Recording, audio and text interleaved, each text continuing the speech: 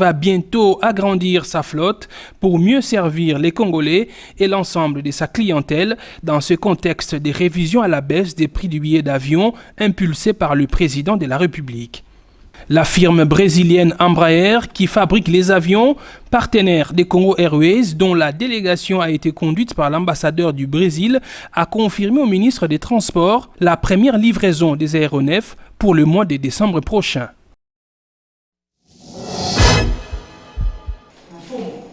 Pour sa part, le chef coutumier de Kinkole-Baoumbu, Simon Ngavu Ngangole, qui estime être victime des spoliations de son espace de 33 hectares par la Régie des voies aériennes RVA, a sollicité l'implication de Chérubin Okende pour recouvrer, a-t-il dit, ses droits de terre.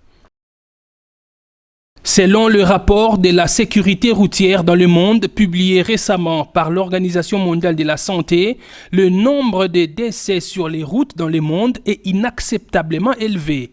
En RDC, particulièrement à Kinshasa, les données de la Commission nationale de prévention routière renseignent qu'en 2020, le nombre d'accidents de la route s'est élevé à 1248, faisant 2261 victimes, dont 412 tués, 914 blessés graves et 935 blessés légers.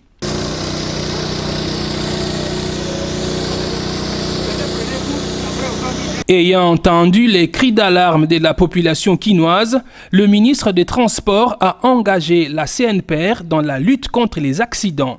Et cela passe notamment par les routes qui doivent communiquer avec les usagers. C'est dans ce cadre que Chérubin Okende a lancé mercredi les travaux de marquage au sol sur le boulevard du 30 juin.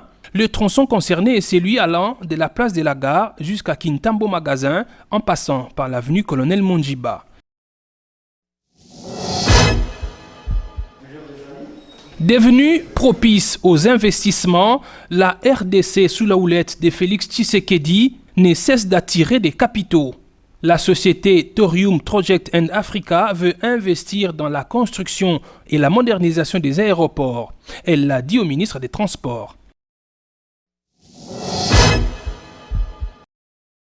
Bien avant sa participation par visioconférence à la 15e réunion du Conseil des ministres présidée par le chef de l'État Félix Tshisekedi, le ministre des Transports, Voies de Communication et des Désenclavements a échangé avec Sa Majesté Kassambura, issue de la lignée du roi Salomon. L'impératrice a derrière elle plusieurs organisations prêtes à investir en RDC dans le domaine de l'eau et des transports.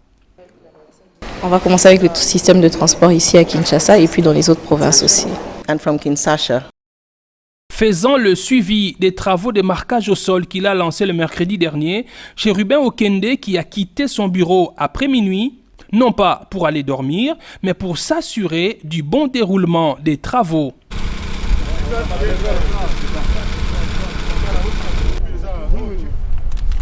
S'étant débarrassé de sa veste et de sa cravate, le ministre des Transports s'est mis dans la peau d'un inspecteur routier en faisant lui-même le marquage au sol.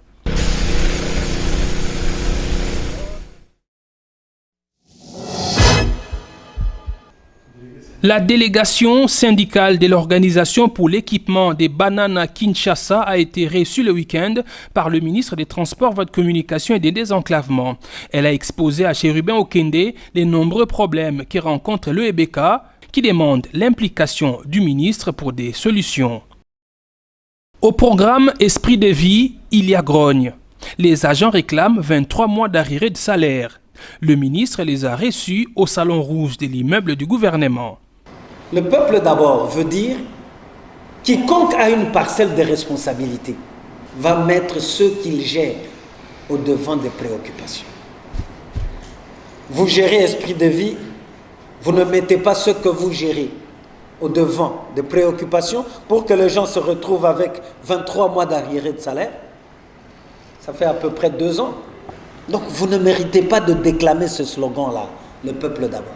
Après échange, les agents ont compris la détermination